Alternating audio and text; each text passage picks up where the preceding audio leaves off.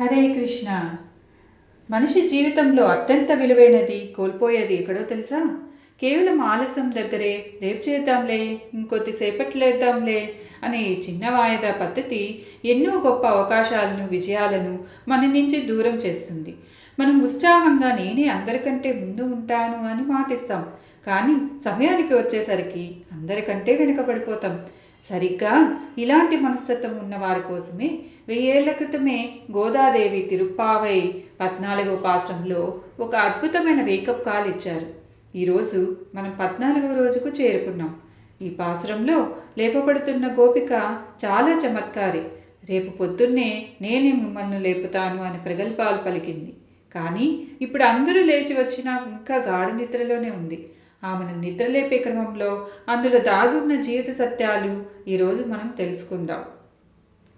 ఈ పాశ్రం యొక్క భావం ఏమిటంటే, ఓ పరిపూర్ణురాలా, నీ ఇంటి పెరటి తోటలో బావిలో ఎర్ర కలువలు సూర్యుడిని చూసి వికసించాయి. రాత్రి వికసించే తెల్ల కలువలు ముడుచుకుపోయాయి. అంటే తెల్లవారైపోయింది అని నీకు అర్థం కావడం లేదా? కాషాయ వస్త్రాలు ధరించిన సన్యాసులు తమ తెల్లటి పలువరుసతో చిరునవ్వు చిందిస్తూ దేవాలయాల్లో శంఖమూడటానికి, తాళాలు తీయడానికి వెళ్తున్నారు. నీ మాట ఏమైంది? రేపు పొద్దున్నే అందరికంటే ముందే నేనే లేచి మిమ్మల్ని అందరినీ లేపుతాను అని గొప్పలు చెప్పావు కదా. మరి ఇప్పుడు మేమంతా వచ్చి నిన్ను లేపుతుంటే సిగ్గు లేకుండా ఇంకా పనుకొని ఉన్నావా? మాటల చమత్కారం గలదానివా?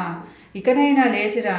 శంఖచక్రం ధరించిన విశాల హస్తాలు కలిగిన ఆ పద్మనేత్రుడైన శ్రీమన్నారాయణ్ణి మనం కలిసి స్తుతిద్దాం అని ఆండాళ్ళు తల్లి హెచ్చరిస్తుంది. ఈ పాసురంలో ప్రకృతి వర్ణన ద్వారా మన మనసులో జరగాల్సిన మార్పులను ఆండాళ్ళు సూచించారు.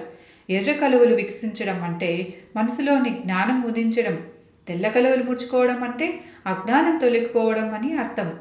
సన్యాసులు అంత పొద్దున్నే తమ బాధ్యతను నిర్వర్తిస్తుంటే మనం ఇంకెంత శ్రద్ధ చూపాలి అని ప్రశ్నిస్తుంది. ఇక్కడ ఆ గోపికను నానాదాయి అంటే సిగ్గులేని అని, నావుడాయి అంటే మాటకారి అని ఆండాళ్ళు తిట్టడం వెనుక ఉద్దేశం ఒక్కటే. చెప్పే మాటల కన్నా చేసే పనులే మన వ్యక్తిత్వాన్ని నిర్ణయిస్తాయి అని చెప్పడం. శ్రీకృష్ణుడు భగవద్గీతలో చెప్పినట్లుగా అలసత్వం లేకుండా ఎవరైతే తమ ధర్మాన్ని పాటిస్తారో వారి బాధ్యతను ఆ భగవంతుడే తీసుకుంటాడు.